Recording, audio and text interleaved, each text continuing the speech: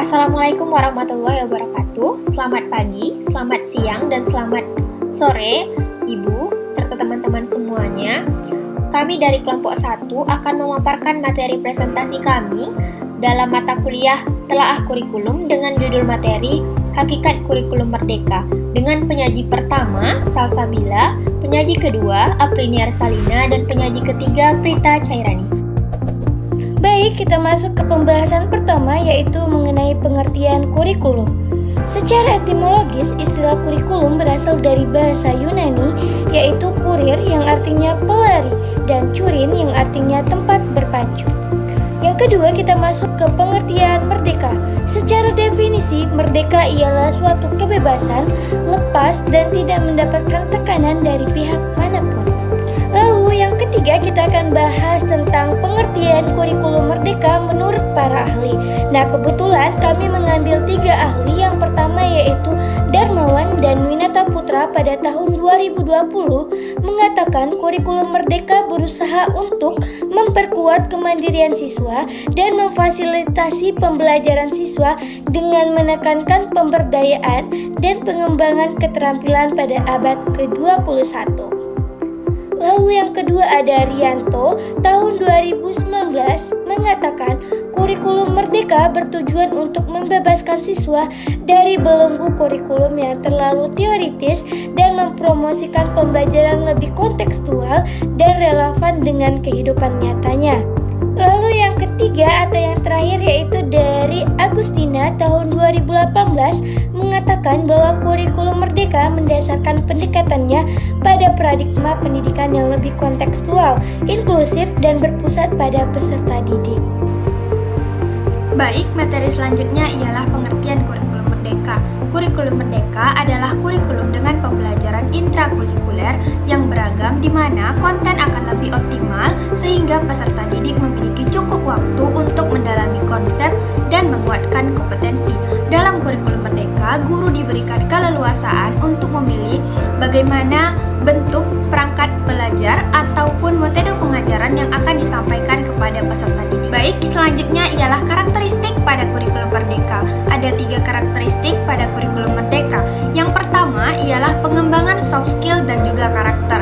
Soft skill merupakan sikap atau perilaku yang bersifat abstrak seperti berpikir konseptual, berpikir kreatif, berpikir kritis, berkomunikasi, atau bernegosiasi. Ada 2 keterampilan utama soft skill. Yang pertama ialah keterampilan seseorang untuk mengatur dirinya sendiri atau dapat kita sebut dengan keterampilan intrapersonal. Intrapersonal ini ada berbagai macam keterampilan. Yang pertama ialah keterampilan berpikir kreatif, berfungsi untuk memperoleh gagasan atau ide hebat dalam memecahkan suatu masalah dengan pemikiran-pemikiran terbuka dan hal-hal baru. Yang kedua ialah terampil berpikir kritis. Hal ini kita perlukan atau peserta didik perlukan agar bisa melihat keadaan lebih jernih dan rasional. Yang ketiga ialah tangkas menyelesaikan masalah. Perubahan teknologi membawa masalah semakin kompleks dan membutuhkan waktu cepat untuk menemukan solusi.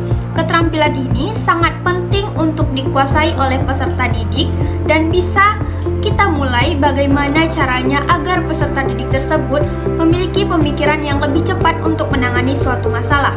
Yang selanjutnya ialah bijak dalam mengambil keputusan. Keterampilan menilai secara objektif, menjelaskan kelebihan dan kekurangan dari sebuah keputusan dan tindakan adalah modal untuk menjadi seorang pemimpin yang baik dan juga bijak. Selanjutnya ialah optimis dan positif. Sikap yang pantang menyerah dan selalu bangkit bila gagal merupakan sikap yang sangat berguna dalam menghadapi persaingan di masa ini.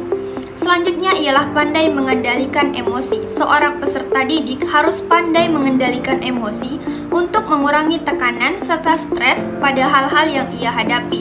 Selanjutnya ialah memahami dan menerima diri sendiri.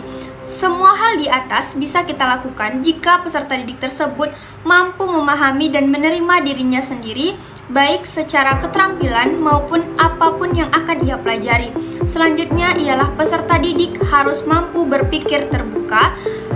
Dan yang selanjutnya kita masuk pada poin kedua. Tadi poin utamanya ialah intrapersonal. Yang kedua ialah keterampilan seseorang dalam berhubungan dengan orang lain, yakni interpersonal.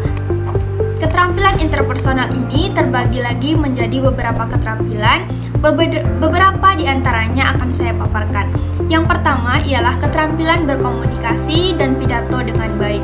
Kemampuan berkomunikasi tidak mahir berbicara di depan umum saja, melainkan keterampilan ini bisa dilatih agar hal tersebut menjadi suatu skills yang baik bagi peserta didik. Selanjutnya ialah kemampuan bekerja sama dengan tim.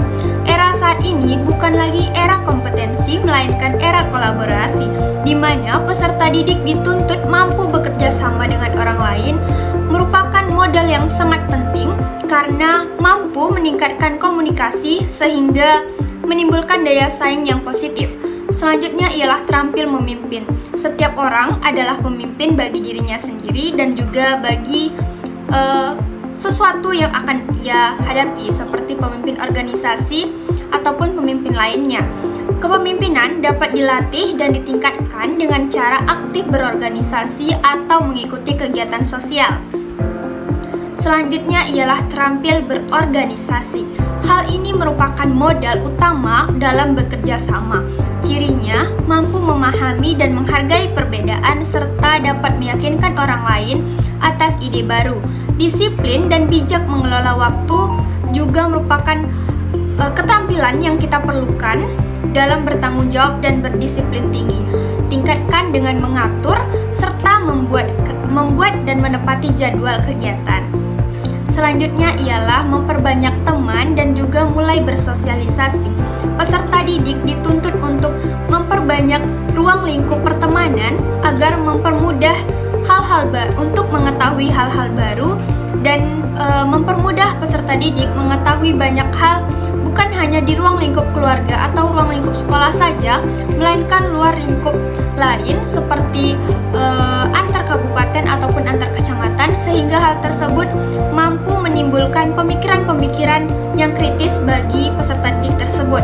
Selanjutnya ialah terampil beradaptasi cepat dan tepat. Seseorang peserta didik yang mampu menyesuaikan dirinya dengan cepat dan tepat akan lebih mudah bertahan dan maju pada suatu kondisi.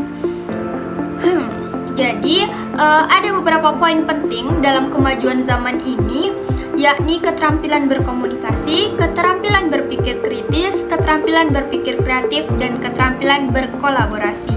Peningkatan kompetensi soft skill menjadi tujuan dalam dunia pendidikan di samping peningkatan hard skill yang banyak ditekankan. Dalam dunia pendidikan, kehidupan etika, moral fisik, mental, dan emosional, kemampuan individu diharapkan berkembang sesuai dengan kemampuannya secara maksimal. Karena diharapkan dengan kemampuannya yang meningkat, seorang individu mampu menjalani kehidupannya dengan baik, mampu menghadapi kesulitan dan tantangan zaman yang terus berkembang dan situasi yang terus berubah dengan adanya fenomena-fenomena serta kejadian yang tidak bisa kita perkirakan sebelumnya. Sehingga pendidikan harus mampu mempersiapkan baik hard skill dan soft skill dengan kurikulum yang semakin relevan dengan kemajuan dan keadaan masyarakat saat ini. Nah, yang kedua ialah fokus pada materi esensial. Materi esensial merupakan materi atau mata pelajaran penting yang harus dikuasai dan dipahami oleh siswa dan materi yang berkelanjutan yang ada pada semua jenjang kelas atau fase pendidikan. Peran guru dalam menentukan materi esensial adalah memilih mana pembelajaran yang penting dan mengecek apakah ini termasuk pada kompetensi dasar, yakni ada 2 kompetensi dasar. Yang pertama ialah literasi dan yang kedua ialah numerasi. Hal ini berfokus pada kualitas pembelajaran yang berkesinambungan bagi siswa karena berorientasi pada kompetensi dasar yang harus benar-benar dipahami oleh peserta didik. Pada kurikulum Merdeka telah dirancang di mana guru telah mendesain capaian pembelajaran, struktur kurikulum, alur pembelajaran, dan proyek penguatan profil pelajar Pancasila, di mana program ini didesain agar siswa memahami konsep suatu pelajaran yang mendalam hingga mengimplementasikannya dalam kehidupan nyata. Yang ketiga ialah pembelajaran yang fleksibel. Fleksibel pembelajaran diperlukan untuk membentuk siswa memahami konsep-konsep dasar. Adanya tujuan fleksibilitas dalam kurikulum disebutkan bahwa menjadikan kurikulum lebih relevan dan siap merespon dinamika lingkungan dan beragam perubahan, serta memberikan ruang untuk pembelajaran yang sesuai dengan konteks lokal dan kebutuhan peserta didik. Pada kurikulum merdeka, pembelajaran pada kurikulum merdeka, pembelajaran berdiferensiasi merupakan salah satu strategi yang dapat digunakan guru untuk memenuhi kebutuhan setiap siswa. Diferensiasi merupakan proses belajar mengajar di mana siswa mempelajari materi pembelajaran berdasarkan kemampuannya. Ada 4 aspek pembelajaran berdiferensiasi yang berada di bawah kendali seorang pendidik, yakni konten, proses, produk, dan juga lingkungan atau iklim pembelajaran di dalam kelas. Guru dapat memutuskan bagaimana keempat elemen ini akan dimasukkan ke dalam pembelajaran di dalam kelas. Guru memiliki kemampuan dan kesempatan untuk mengubah lingkungan dan juga iklim belajar, serta konten, proses, dan produk setiap kelas berdasarkan profil setiap siswa dalam perjalanannya. Nah, setelah tadi kita membahas mengenai karakteristik pada kurikulum merdeka, selanjutnya ialah komponen dalam kurikulum merdeka.